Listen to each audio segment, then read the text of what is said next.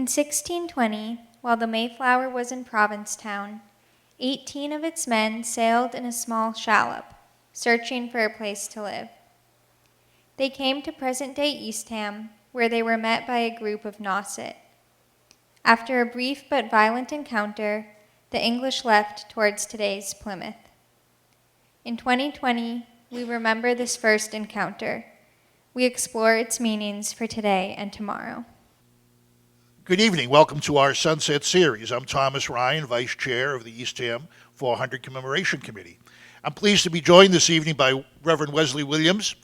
He was the minister at the United Methodist Church in Orleans. I remember that some years ago, and now you're happily retired. I hope it's happily retired. And I know that you're the convener for the Martin Luther King Action Team, which is part of Naust Interfaith Association. You folks, you can look at another segment on our playlist on the social contract. You can find us having a conversation about the work of that action team. This evening, I'd like to ask Reverend Williams, Wesley, about some underlying topics that are really important at this time of our pandemic, of our nation facing some very difficult questions. So you can start anywhere you like, Wesley, but do you have what is your vision as a minister, as a man of faith, as a man of social action for your whole life? What is your vision of what's going on in America right now? Well, what's going on in America right now is what's always been going on. I think the pandemic has basically just brought it out into the glaring light, of day. And I can see so much prophecy, in this whole piece. I mean, and when I say prophecy, I'm not talking about just, foretelling the future. I mean, basically, the way we are as compared with the way God wants us to live. And the disparities, the glaring disparities that are, being highlighted, being shown now, are basically, I think, brought out by this pandemic in a way that cannot be denied. Certainly the racial disparities. And I think that what it's doing also is making people now want to be involved now, because you cannot argue with the death rate, You cannot argue with the soaring infection rates. There are just too many things that cry out for our participation, So I think the pandemic, in one way, is an opportunity for us to help make this a game changer. This is different. We've gone through setbacks after, we one step and we go back two. But I think that this time is going to be different. I think we're going to move to another. This is a renaissance. This is not going to be, we're not going back to the way it was. We're going to be moving to another level.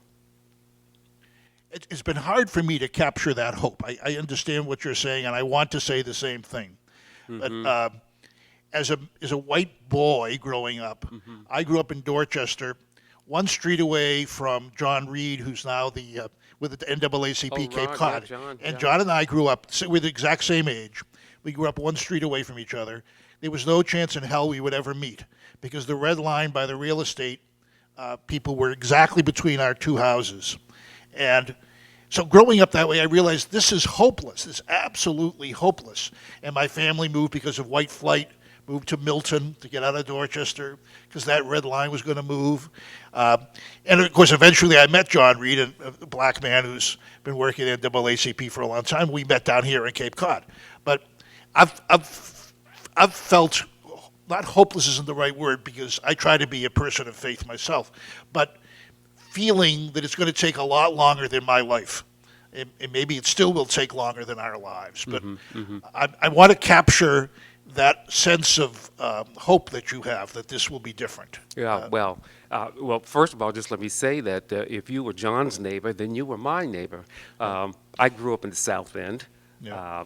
We were over there between Tremont and Shawmut, and so I knew John as a kid and so forth. But, you know, um, I'm thinking about how we were living in what was known as the projects, housing projects, right? They call Yeah. them developments now. They're You were the reservations. projects. Yeah. Oh, I they was in were the they reservations. were, Yeah. Yeah. yeah, you're right, Yeah. right.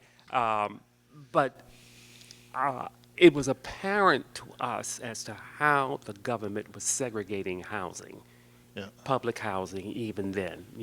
South Boston had its own, the Mary Ellen McCormick, and they were, waterfront and so forth. And we were all over in the South End, which of course I couldn't afford now.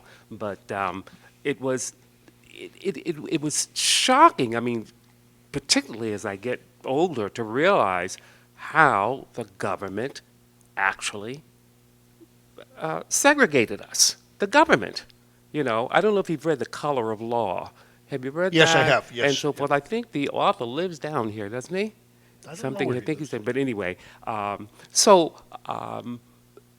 but then of course, it was really very different. The housing, as far as the housing was concerned, housing developments, you had your middle class black folk living there because it was supposed to help them gain gain a foothold of home ownership and so forth. So it was a community. Everybody knew everybody. Any adult could reprimand us for something that they saw us doing wrong, and our only fear was that it got home before we did. It was a community. We knew the policemen. I mean, Scotty. We knew their names and so forth. It really was a village. It really was a village. Far cry from what it is now. Who would ever think that it would, get to this level?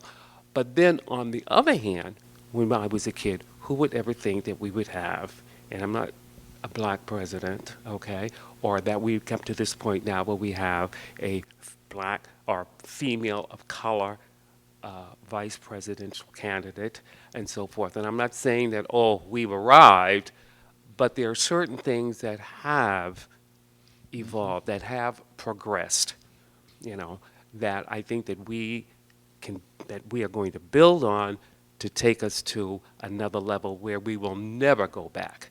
We can't go back because our kids are being born into a different world. Well, that would give me hope to know, to be able to have that sense. I knew Mel King back in the day. You probably know Mel King from the South End, and yes. he was always positive about what had to happen. Yeah. And so I really want to praise you for your optimism in the midst of such difficult Hope. times. Wesley, it's a Yeah. wonderful trademark. Well, I mean, Tom, it's what you and I are both doing. I mean, we wouldn't even be engaged in this if we didn't think that there could be change, Yep. It's effective change. exactly. And one of the convictions that we're nearing the end of the summer, and we're going to have 99 episodes of these conversations. Many of them in very difficult circumstance of migration and racism and other issues that we all face. And we have to recognize our Native American brothers and sisters, too, who for 400 years have been suffering under the heel of racism also. So if our series has meant anything this summer, it's been trying to give voice to the hope that all of us share and that we all want to work together on this. That's right. So thank you very much. Thanks, Wesley. My name is Joanna Hollick. I'd like to share an invitation with you regarding Eastham 400's other series, the Campfire series. The Campfire series is a series of hour-long presentations each Sunday in July and August that delve more deeply into some of the topics that we discuss here on the Sunset series.